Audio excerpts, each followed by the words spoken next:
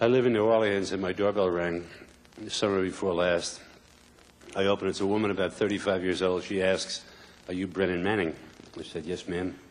She said, "Well, obviously we've never met. I was given your name by a friend, and I was hoping that I was just wondering if..." She started to cry. I said, "How can I help you?" She said, "My daddy's at home dying of cancer. I've asked the pastor of my own church 3 times to go and pray with him. Each time he promised that he will, but then he gets so caught up in his own sermon preparation, his administrative agenda, he forgets. I don't think my daddy has long to live. Could you come and pray with him?" I said, "I'll be there in 10 minutes. We go to the man's house. I walk back into his bedroom. He's lying on his bed. His head is propped up on 2 pillows.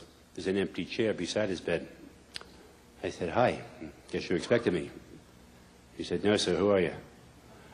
I said, "Honest mistake, I saw the empty chair. I thought you were expecting company." He said, "Oh, yeah, the chair. You mind closing the door?" I closed his bedroom door, wondering myself, what is going on here? This old guy says to me, "Brennan, I've never told anybody this in my whole life, even my daughter. But all my life, I've never known how to pray. Go to church on Sunday, my pastor talks in prayer, goes right over my head. Finally, one Sunday, I get the courage to say to my pastor, I get zilch out of your sermons on prayer. He reaches in his desk drawer, takes out this book and says, "Here, read this. It's by Hans Urs von Balthasar, Swiss theologian, best book on contemporary prayer of the 20th century." He said, "Brennan, I take the book home. The first 3 pages, I got to look up 11 words in the dictionary. Next Sunday, I give the book back to my pastor saying, 'Thank you very much,' under my breath for nothing. And that day, I abandoned any attempt at prayer till one day, 4 years ago, my best friend, who I don't think is very spiritual, says to me out of the blue, 'You know, Joe, prayer is just a simple matter of having a conversation with Jesus.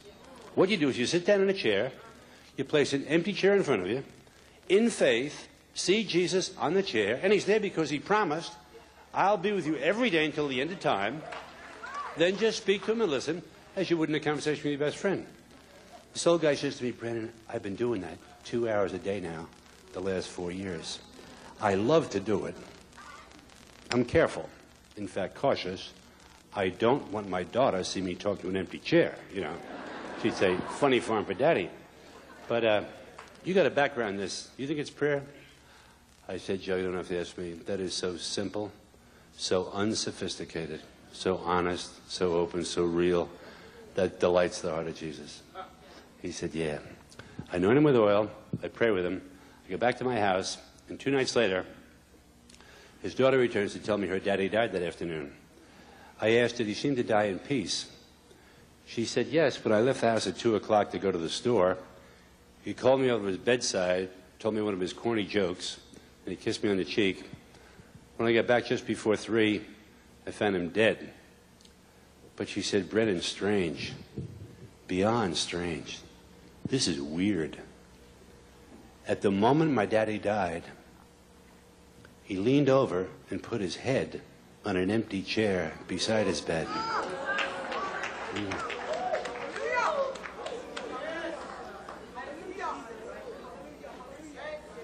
Do you know that, Jesus? Not about him. But do you know him? Is this the way that you relate to him?